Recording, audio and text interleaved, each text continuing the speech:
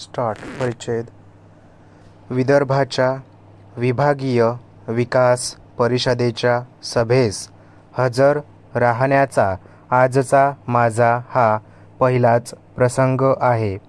आज या सभेला या विभागाचे विधान परिषदेतील, विधानसभेतील आणि लोकसभेतील सर्व प्रतिनिधी हजर असताना मला येथे उपस्थित राहण्याची ही संधी मिळाली, त्याबद्दल व्यक्तिशः मला फार आनंद वाटतो.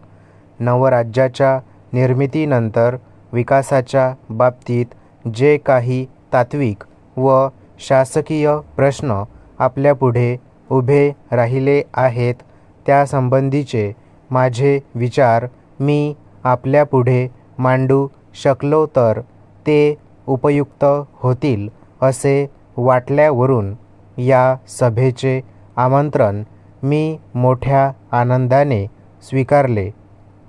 दुसरी गोष्ट अशी की नव महाराष्ट्राच्या निर्मितीनंतर महाराष्ट्रातील ह्या प्रमुख शहरात मी प्रथमच येत आहे. त्या दृष्टीनेही तुमच्या आणि माझ्या भेटीला मी अधिक महत्त्व देतो. गेल्या 3-3.5 वर्षाच्या काळात विकासविषयक कार्यात जी प्रगती झाली, त्या प्रगतीचा संपूर्ण आढावा घेणारा महत्त्वाचा अहवाल डॉक्टर शेख यांनी आताच आपल्यापुढे ठेवला आहे. त्यातील काही गोष्टी आपल्याला परिचित असतील तर काही कदाचित नवीनही असतील, परंतु अशा सभेच्या वेळी कार्याचा संकलित आढावा घेणे आवश्यक असल्याकारणाने महत्त्वाच्या कार्यक्रमाची रूपरेषा अहवालाच्या रूपाने आपल्यापुढे ठेवण्यात त्यांनी औचित्य दाखविले आहे, यात शंका नाही. या अहवालात मला आणखी भर घालता येणार नाही असे नाही, पण केवळ अहवालामध्येच आपला सर्व वेळ घालवावा असे मला वाटत नाही. परिच्छेद गेल्या वर्षी दुसऱ्या पंचवार्षिक योजनेच्या प्रगतीचा आम्ही विचार करीत होतो, तेव्हा त्यावेळच्या मुंबई राज्याच्या निरनिराळ्या विभागामध्ये विविध योजनांवर व्हावयाच्या खर्चाचे इष्टांक तरी पुरे व्हावे या दृष्टीने खर्चाची फेरवाटणी रिएलोकेशन करून काही नवीन कार्यक्रम हाती घ्यावा असे आम्ही ठरविले. त्या दृष्टीने आम्ही ज्या योजना आखल्या त्यामध्ये कितीतरी नवीन गोष्टी समाविष्ट करण्यात आल्या. अर्थात अशा गोष्टी समाविष्ट करताना त्या विभागाच्या गरजा व तेथील शासकीय तयारी या बाबीही लक्षात घेण्यात आल्या होत्या. विदर्भ विभागातही याप्रमाणे काही नवीन प्रकल्प हाती घेण्यात आले आणि खर्चाच्या प्रमाणाच्या दृष्टीने त्याचे इष्ट ते परिणामही दिसून आले.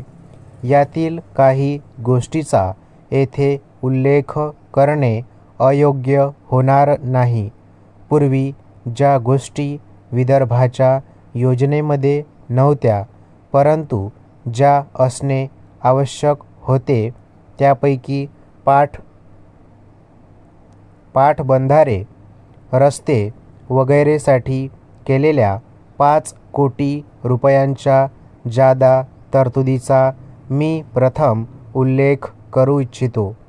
याशिवाय खर्चाचे इष्टांक साध्य करण्याच्या कामी ज्या योजना सहाय्यभूत ठरल्या त्यांचाही निर्देश केला पाहिजे. ग्रामपंचायतींना खर्चाच्या 25% मदत करण्याचे धोरण या दृष्टीने नमूद करण्यासारखे आहे. ह्या एका गोष्टीसाठी 40 लाख रुपयांची तरतूद करण्यात आली. ही गोष्ट नव्यानेच करण्यात आली असून पूर्वीच्या मध्य प्रदेश राज्यात अशी तरतूद नव्हती. मध्यंतरी प्राथमिक शिक्षणाच्या बाबतीत अनवस्था निर्माण झाली होती. विशेषतः विदर्भामध्ये हा प्रश्न लवकर सोडविला पाहिजे असे मला तीव्रतेने वाटत होते. यातून मार्ग काढण्याचा मी प्रयत्न करीत होतो, पण काही शासकीय अडचणीमुळे हा प्रश्न सोडविण्यास थोडा विलंब लागला. त्यामुळे प्राथमिक शिक्षकांना, विशेषतः विदर्भातील शिक्षकांना त्रास झाला याची मला जाणीव आहे. परिच्छेद राज्य पुनर्रचनेच्या कामामुळेही या विलंबात थोडी भर पडली हे खरे असले तरी नव महाराष्ट्राची निर्मिती झाल्यानंतर तातडीचा प्रश्न या दृष्टीने हा प्रश्न हाती घेण्यात आला हेही मी आपल्याला सांगू इच्छितो.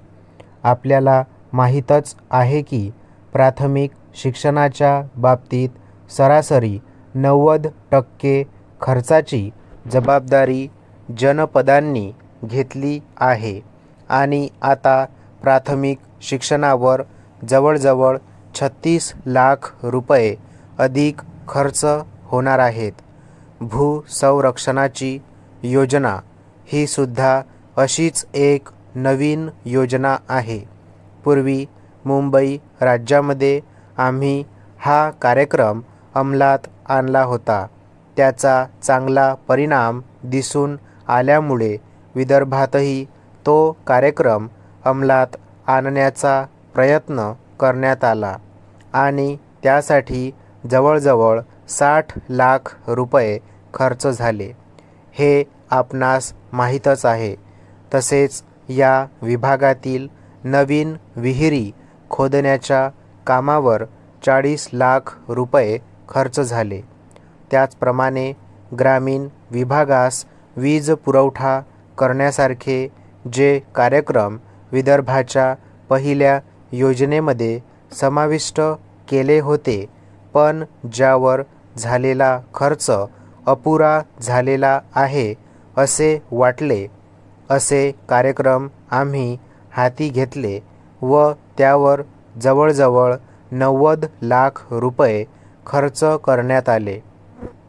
हा इतका पैसा खर्च केला याचा अर्थ पूर्वी विदर्भात जो खर्च होत होता त्यापेक्षा आम्ही जास्त रक्कम खर्च केली असा नाही, तर खर्चाचे इष्टांक साध्य व्हावे म्हणून खर्चाची निरनिराळ्या विभागात याप्रमाणे फेरवाटणी करण्यात आली. या सर्व नव्या योजनांचा आढावा घेण्याच्या दृष्टीने आम्ही जेव्हा अधिकाऱ्यांची एक बैठक घेतली तेव्हा खर्चाचे प्रमाण कमी करण्याची जरुरी असल्याचे दिसून आले.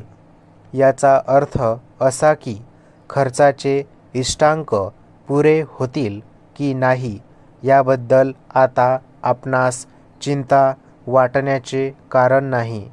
या राज्याचे दुसऱ्या पंचवार्षिक योजनेतील खर्चाचे इष्टांक आता पूर्ण होतील याबद्दल शंका नाही. अर्थात त्यासाठी जेथे वाट सुटल्याचे दिसून आले तेथे बाजूची वाट धरावी लागली किंवा जेथे वाट लांबची वाटली तेथे जवळच्या वाटेसाठी शोध करण्यात आला. स्टॉप.